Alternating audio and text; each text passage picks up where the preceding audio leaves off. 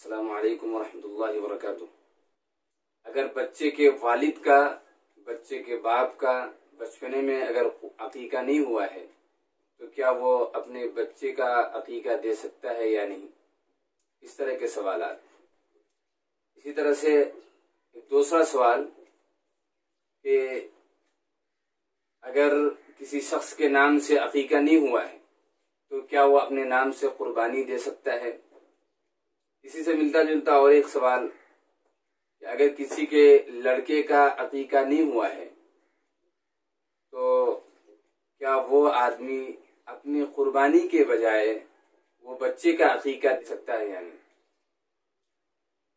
اور بڑے جانور کے اندر مثلا 7 حصے ہوتے ہیں، تو ایک جانور کے اندر، ایک بڑے جانور میں قربانی کا بھی حصہ اور عقیقہ کا بھی حصہ دونوں کا ہو سکتا ہے یا نہیں ہو سکتا ہے؟ اور ایک سوال تھا کہ ایک جانور کو 2 لوگوں نے مل کر خریدا اور دونوں نے برابر برابر پیسے دیے، اس میں سے ایک آدمی 4 حصہ لیتا ہے، دوسرا 3 حصہ لیتا ہے، لیکن پیسے دونوں کے برابر برابر ہیں، تو کیا اس طرح سے کرنا درست ہے یا نہیں؟ یہ وہ سوالات ہیں جو آج کل کثرت سے لوگوں کی طرف سے پوچھے جا رہے ہیں۔ آج کے اس ویڈیو کلپ میں ان سوالات کے جواب خاص طور سے دیے جائیں گے، حالانکہ ایسے سوالات کے جوابات پہلے کی ویڈیو کلپس وغیرہ میں موجود ہیں۔ جو پہلا سوال تھا کہ اگر باپ کا عقیقہ نہیں ہوا ہے تو کیا وہ اپنے بچے کی طرف سے عقیقہ کر سکتا ہے یا نہیں؟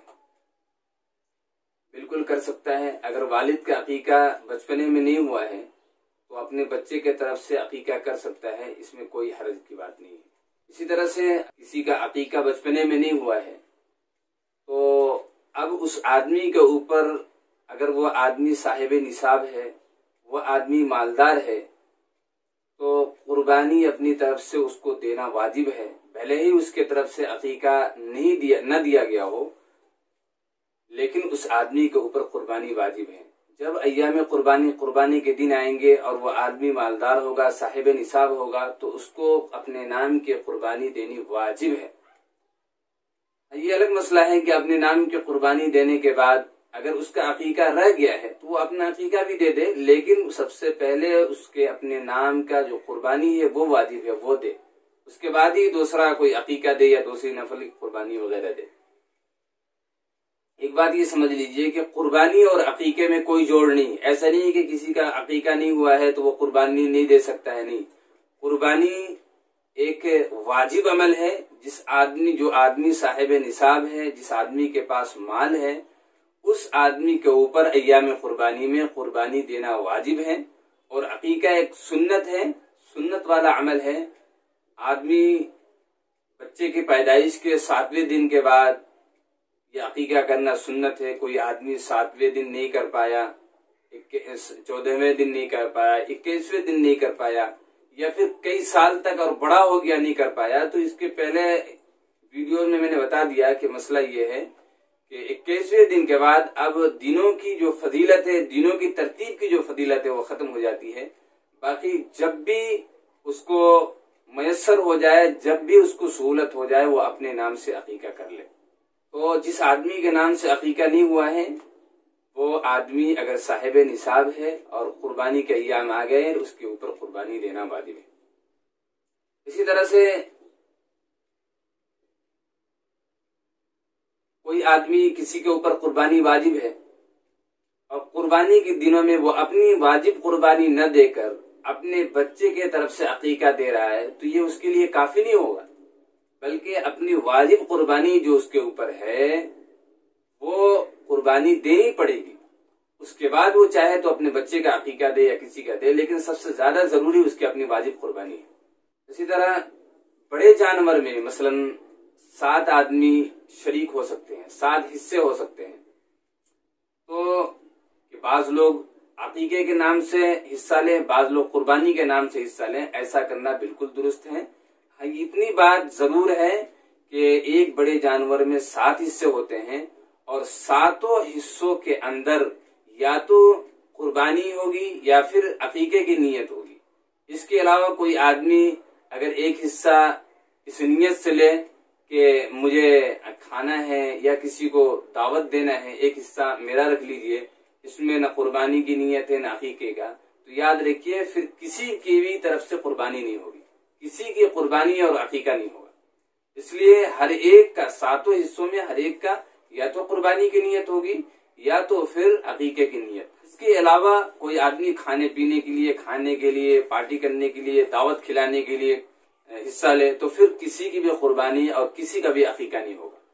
ایک اسی طرح سے دوسرا سوال تھا کہ 2 شخصوں نے مل کر ایک جانور لیا اور دونوں کا برابر برابر پیسہ لگا ہے، تو اگر دونوں کا برابر برابر پیسہ لگا ہے تو کیا ایک آدمی 4 حصہ ایک آدمی 3 حصہ لے رہا ہے، تو ایسا کرنا درست ہے یا نہیں؟